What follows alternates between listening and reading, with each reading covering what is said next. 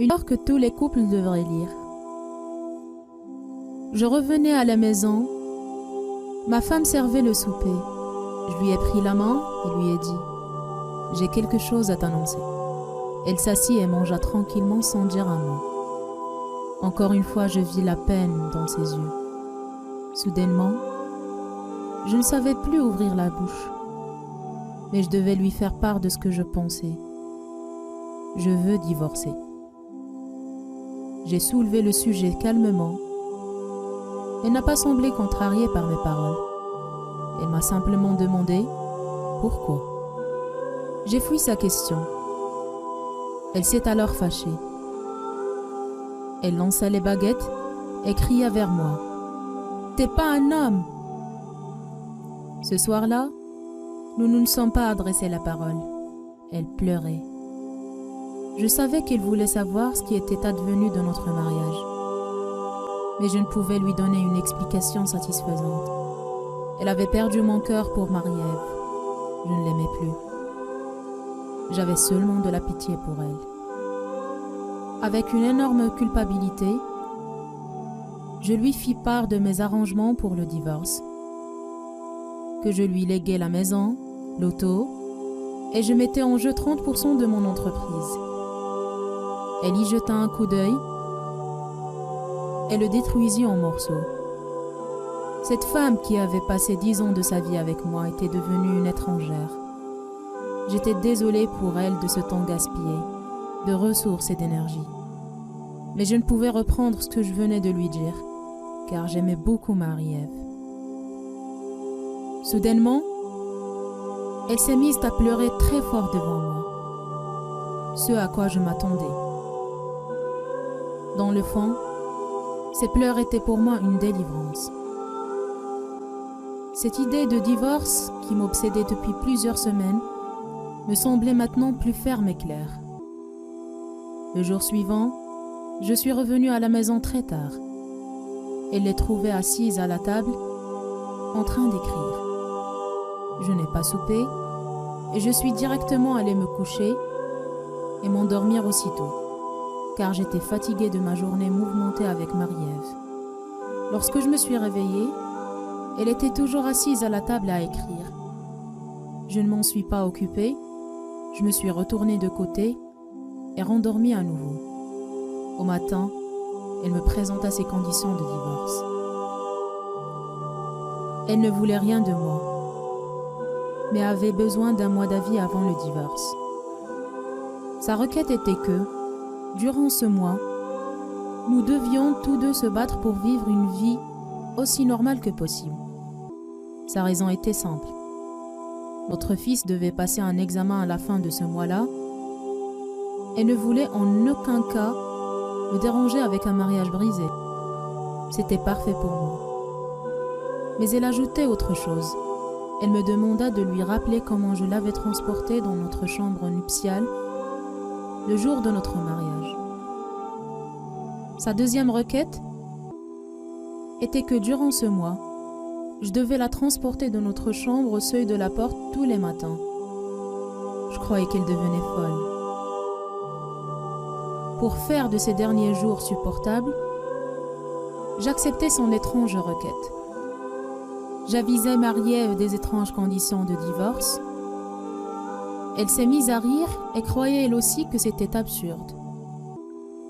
Marie-Ève me dit avec mépris que peu importe les ruses qu'elle prendrait, elle devait faire face au divorce. Ma femme et moi n'avions plus aucun contact physique depuis que j'avais pris la décision de divorcer. Alors quand j'ai dû la sortir de la chambre le premier jour, nous étions tous les deux maladroits. Notre fils applaudissait derrière nous. « Papa porte maman dans ses bras !» Ces mots m'apportaient de la peine. De la chambre au salon, ensuite à la porte. J'ai marché environ 10 mètres avec elle dans mes bras. Elle ferma les yeux et me demanda doucement de ne pas parler du divorce à notre fils. J'ai fait oui de la tête. J'ai ressenti un étrange sentiment plutôt bouleversant. Je l'ai déposé par terre à l'extérieur de la porte. Elle est partie attendre l'autobus pour le travail. J'ai conduit seule jusqu'au bureau. Le deuxième jour, tous les deux agissant plus facilement, elle s'appuya sur mon estomac. Je pouvais sentir la fragrance de sa chemise.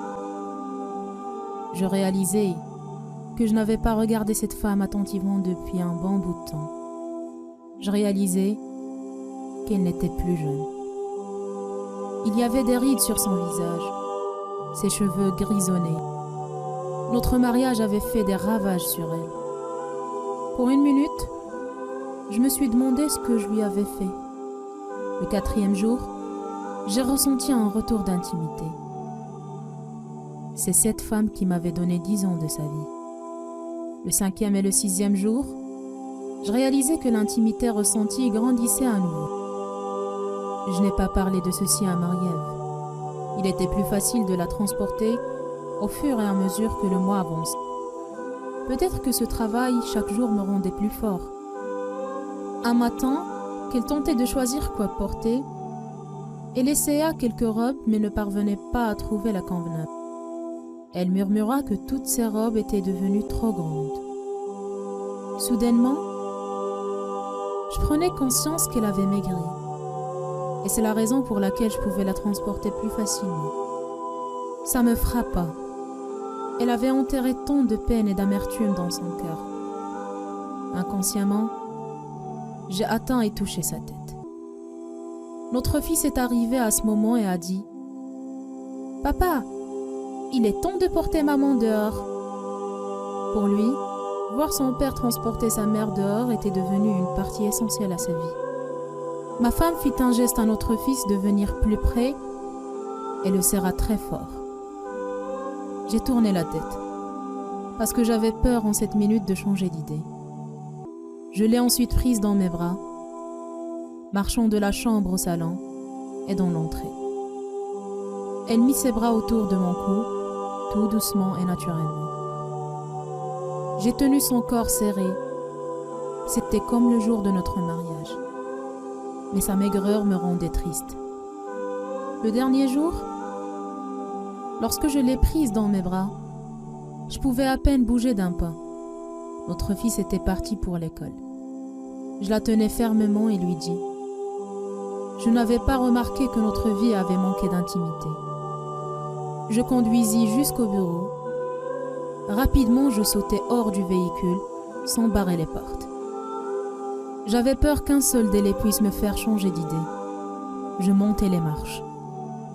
Marie-Ève ouvrit la porte et je lui dis « Désolée Marie-Ève, je ne souhaite plus divorcer maintenant. » Elle me regarda sidérée et me toucha le front.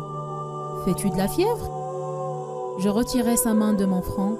« Désolée Marie-Ève, mais je ne divorce pas. » Ma vie de mariage était probablement devenue ennuyeuse parce que ni elle ni moi n'avions évalué les détails de nos vies, mais non parce que notre amour était mort. Maintenant, je réalise que depuis le jour où je l'ai transportée dans notre demeure, le jour de notre mariage, c'était mon devoir de la soutenir jusqu'à ce que la mort nous sépare. Marie-Ève semblait soudainement comprendre. Elle me gifla violemment et claqua la porte, puis éclata en sanglots. Je redescendis l'escalier et je suis partie. En route, j'arrêtai chez un fleuriste. J'ai commandé un bouquet de fleurs pour mon épouse. La vendeuse me demandait ce qu'elle devait écrire sur la carte. Je souris et écrivis « Je te porterai dehors tous les matins, jusqu'à ce que la mort nous sépare. » Cet après-midi-là, j'arrivai à la maison, fleur à la main, sourire aux lèvres.